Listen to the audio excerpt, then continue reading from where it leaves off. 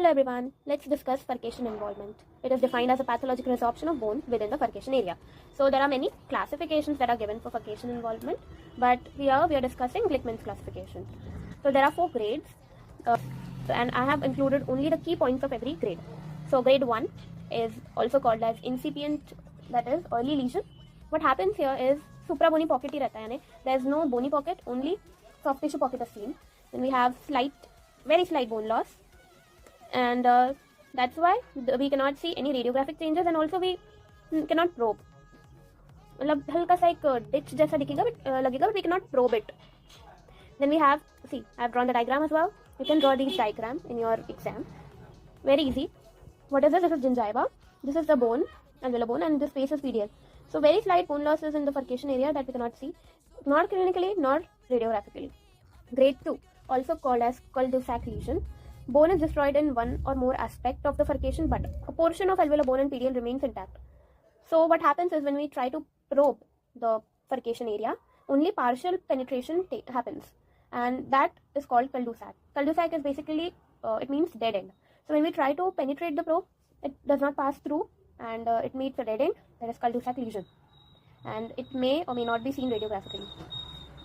Now, third grade, grade 3 is also a through and through lesion.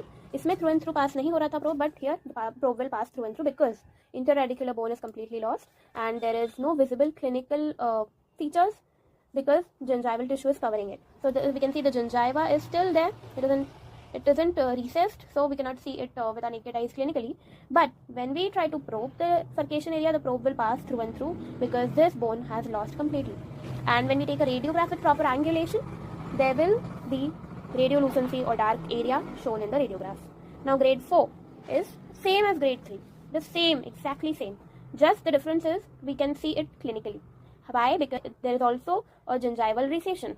See, the gingiva is normally here, but now the gingiva has recessed, and that's why we can see this furcation area. We can visualize this furcation area clinically, and the probe also passes through and through because complete interdental and interradicular bone is lost. And radiograph will also show the same picture. That is all about Glickman's classification. Grade 1, 2. Grade 1 is incipient lesion. Grade 2 cul-de-sac. Grade 3 through and through. And grade 4 is visible, clinically visible due to recession, through and through lesion. These are the diagrams. You can screenshot it for your exam. Very easy to understand. And you can just remember these names. You will know what we have to write in it.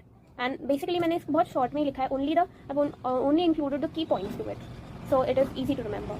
If you want the treatment for each grade,